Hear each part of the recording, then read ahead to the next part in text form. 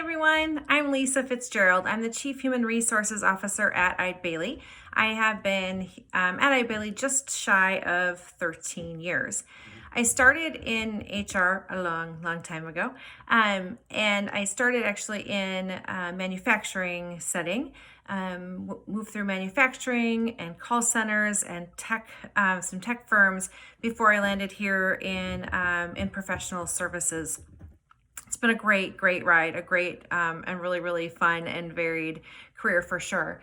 I'm excited to answer your questions today, and there were some great questions submitted by our followers. The first question we received was, what is the best way to keep women in public accounting? And I feel like this is a topic I could talk about forever. Very passionate about this. But there's three real things that came to mind. One is that we should never make assumptions that we know what women want. So there's unconscious bias that happens in terms of things like a woman has a baby, so we make assumptions that she wants to stay home or not travel on jobs anymore. So the first thing I would say is we can't make assumptions that we know what people want.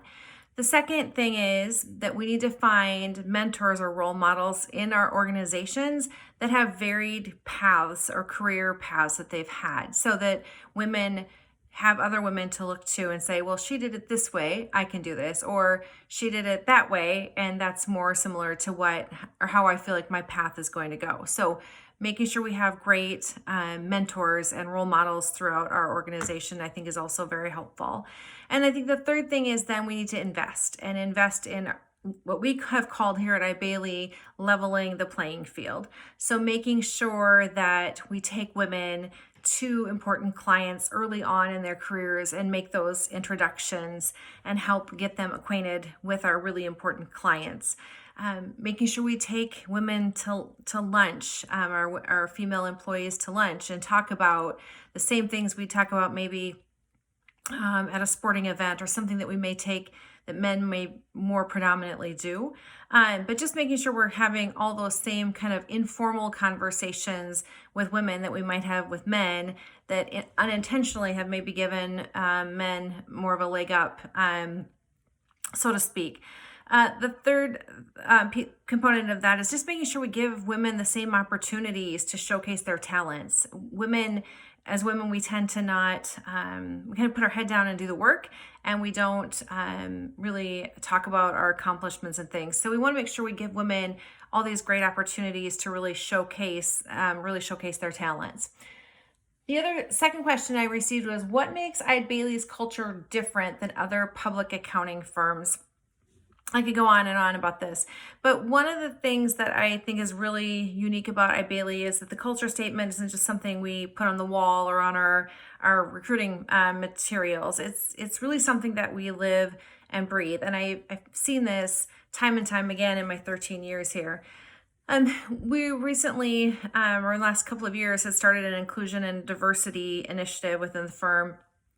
And when we were looking at our culture statement, we were like, do we need to add something to the culture statement regarding this initiative? And when we really looked at the culture statement, there was many things in there already that spoke to having an inclusive work environment, which is what we're striving for. So it's things like respecting our peers and their individual contributions, trusting and supporting one another, promoting positive working relationships. Those are all things that were already built into our culture. So they really guide how we manage our relationships in the firm, how we actually evaluate performance for our individual contributors in the firm as well. I think a really good example, sometimes we can talk culture, but I wanted to give you a personal example of something that happened to me very early in my career here.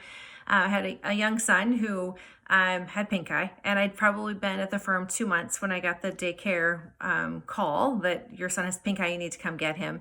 And I couldn't get a hold of my husband to go pick him up. So I went into my boss, who's now the managing partner of the firm. I went into his office and said, I need to go. The daycare is called. I got pink eye. I was super embarrassed that I had to leave, work already 2 months in. And he turned to the other person that was in the office and he said, aren't the new people silly? He's like, they still think they need to ask if they need to leave. And I thought that was just a really good indication of, if you have a commitment you need to take care of, you go take care of it. We trust you. We trust you're going to get the work done when you need to get the work done. So that's my own kind of personal example of the first time I really was like, they mean this. This culture is not just words on paper. They really mean and live and breathe this culture.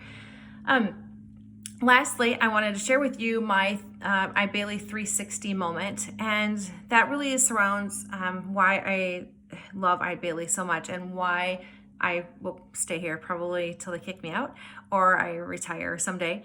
And that really is the people. I know, which sounds very cliche, but these people that I've worked with for these last 13 years or even the last 13 days have really meant the world to me, and have really kept me going and supported me and listened to me, and it's been really quite phenomenal.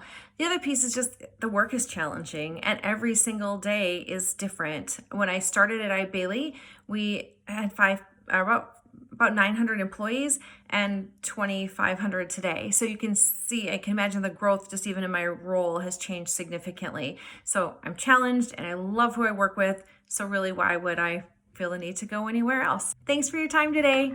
Bye-bye.